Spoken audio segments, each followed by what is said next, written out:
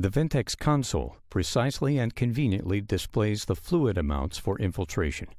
To set up the system for infiltration, connect the Ventex console to an AC power source.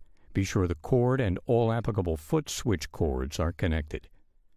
The infiltration foot switch is wireless, activated via infrared.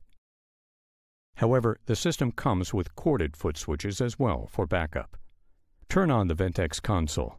The entire Vaser system should power on, noted by both a visual display of the LEDs as well as an auditory hum. Open the peristaltic pump head. Depress the infiltration foot switch to confirm the rollers are active. If pump head rollers do not turn, check that the infiltration rate is exactly on a number. Also check that the wireless foot switch transmitters have working batteries. Test in both directions and at all flow rates.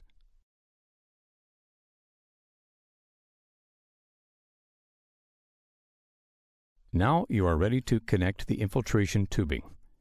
In the sterile field, connect the infiltration tubing to the infiltration cannula or infiltration cannula handle. Pass the opposite end, the end with the bag spike, out of the sterile field.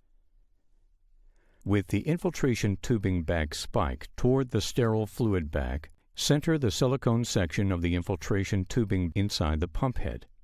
Align it with the grooves at the entrance and exit of the pump head. Close the pump head. With the pump head closed, fluid will not flow unless you depress the foot switch. Insert the bag spike into the sterile fluid bag. Without pulling on the IV bag hook, hang the sterile fluid bag on the bag hook.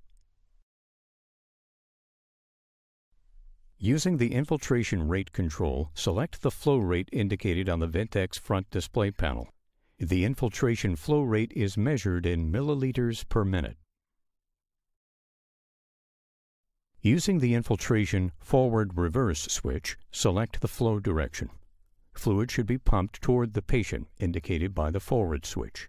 If air bubbles are present in the infiltration tubing, the pump may be reversed to direct the flow back into the sterile fluid bag.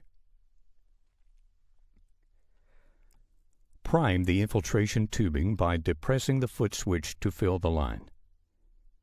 The infiltration volume display shows the amount of fluid being infused into the patient. Reset the display to 0 before initiating the infiltration process. It is normal for the numbers to jump, especially if the flow rate is set at a high rate or if the infiltration tubing diameter is very small, or if the fluid bag is moved or touched. Avoid touching or moving the sterile fluid bag during the infiltration process. Be sure to record the infiltration volumes and reset the volume display to 0 before you begin infiltration on a new area and before you change bags. If the infiltration process isn't working correctly, review the quick guide or check the troubleshooting tips in your user guide. You can also call Sound Surgical Technical Support 24 hours a day, 7 days a week.